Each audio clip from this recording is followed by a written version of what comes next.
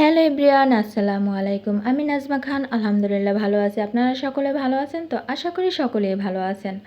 তো সকলকে সর্বপ্রথমে জানাই জুম্মা মোবারক। তো আমাদের সকালটা শুরু হয় রান্নাঘর থেকে, যেহেতু আমরা গৃহিণী। তো এই তো সকাল সকাল বাচ্চাদের আবদার অনুযায়ী রান্না করতে চলে গেলাম। তারা বলছে আম্মু আজকে আমরা চাউমিন খাবো। তো আচ্ছা ঠিক আছে খাও, বাসায় আছে যেহেতু, এবং সব মশলাও নেই, যা আছে তাই দিয়ে রান্না করে দিচ্ছি। তো এই তো দেখেন, প্রথমে আমি চিকেনটা ম্যারিনেট করে রেখেছি সস দিয়ে, গোলমরিচের গুঁড়ো দিয়ে, তারপর আবার একটা সস দিয়ে মশলা তৈরি করে নিলাম। এখন আমি চিকেনটা ভেজে নিব।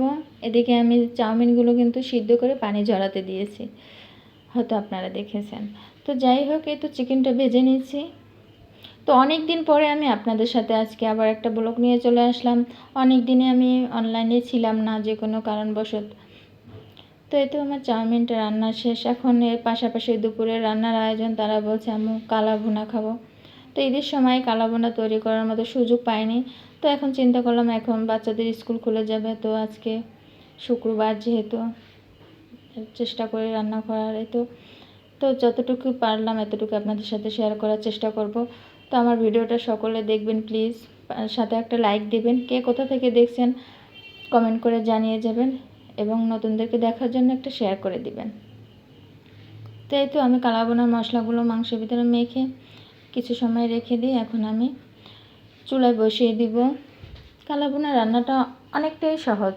যখন রান্না করতে জানতাম না তখন মনে হতো কি কতটা কঠিন, আর রান্নাটা মনে হয় নর্মাল রান্না, এরকম ভেজে ভেজেই কালো বানিয়ে দেয়। তো যাই হোক, তো এই তো রান্নাটা বসিয়ে দিলাম। তো অনেক দিন অনলাইনে ছিলাম না, শারীরিক অবস্থার কারণে, পারিবারিক অবস্থার কারণে অনলাইনে ছিলাম না। তো আবারও আমি আজকে থেকে চেষ্টা করছি যে না, একটু একটু আপনাদের সাথে শেয়ার করি। বসে থেকে আর ভালো লাগছে না তাই। তো সকলে আমাকে সাপোর্ট করবেন প্লিজ। তো এই তো কালাবোনার রান্নাটা আমার প্রায় হয়ে আসছে। দেখছেন তো কীরকম রান্না করছি। আর এই রেসিপিটা যদি আপনারা চান তাহলে আমার নাজমাস কিচেন ইউটিউব চ্যানেল আছে, ওটাতে গিয়ে সাবস্ক্রাইব করবেন, সার্চ দিয়ে দেখবেন এবং সাবস্ক্রাইব করে রাখবেন, পাশে থাকা বেল আইকনটি ক্লিক করে রাখবেন। তো এই তো আপনাদের সাথে গল্প করতে করতে আমার রান্নাও প্রায় শেষ হয়ে আসছে।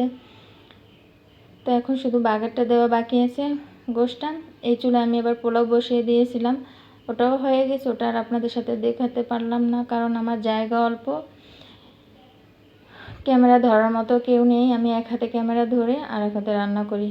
তো দোয়া করবেন সকলে আমার জন্য, যাতে প্রতিনিয়ত আপনাদের সাথে অনলাইনে গল্প করতে পারি বা সুন্দর সুন্দর ব্লগ দিতে পারি। তো এই তো আমার রান্না প্রায় শেষ। তো আজকের ব্লগটা এ পর্যন্তই, বেশি বড় আর করবো না। সকলে ভালো থাকবেন, আল্লাহ হাফেজ।